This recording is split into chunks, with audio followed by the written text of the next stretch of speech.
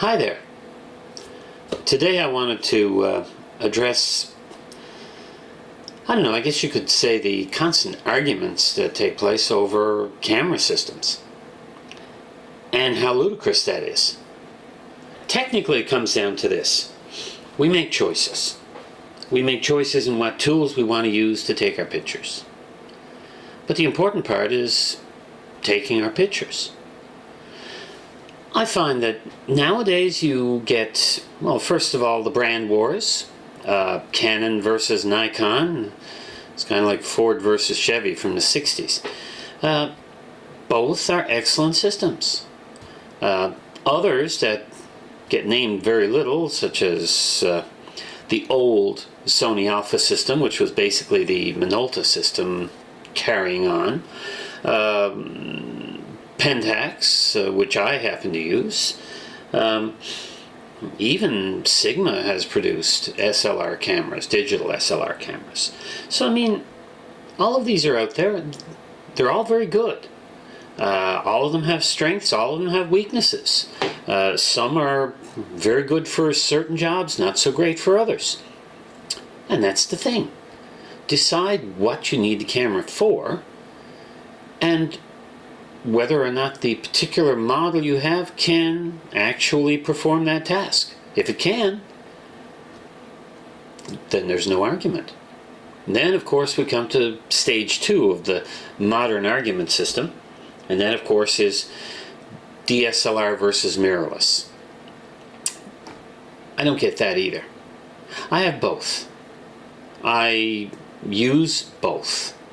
One system I have, of course, is my Pentax DSLR system, which is comparable to any APS-C system from Canon or Nikon or Sony for that matter.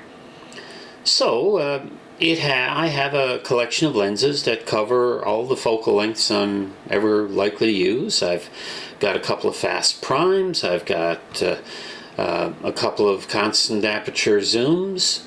In other words, a fairly complete system, right down to a TTL flash.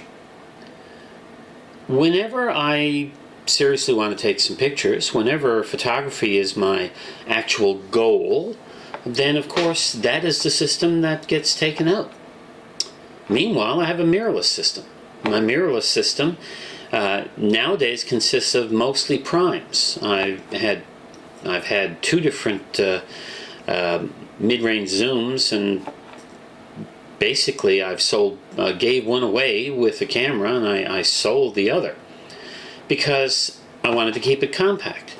I have Olympus Micro Four Thirds. Why Micro Four Thirds, some might add? They say, well, why don't you get something with an APS-C sensor, or even a full frame like a Sony A7?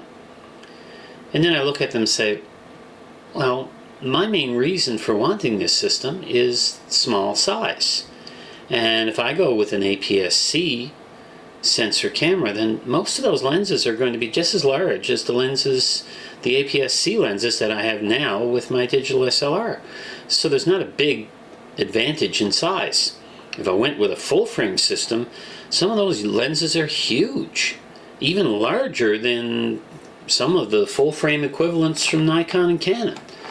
So really, if I want something that's compact and portable, if that's my reason for wanting mirrorless, and of course different people have different reasons, if that's my reason, then what I should do is go with the system that offers me that compact camera system, not one that will give me small camera bodies but then large lenses to go with it.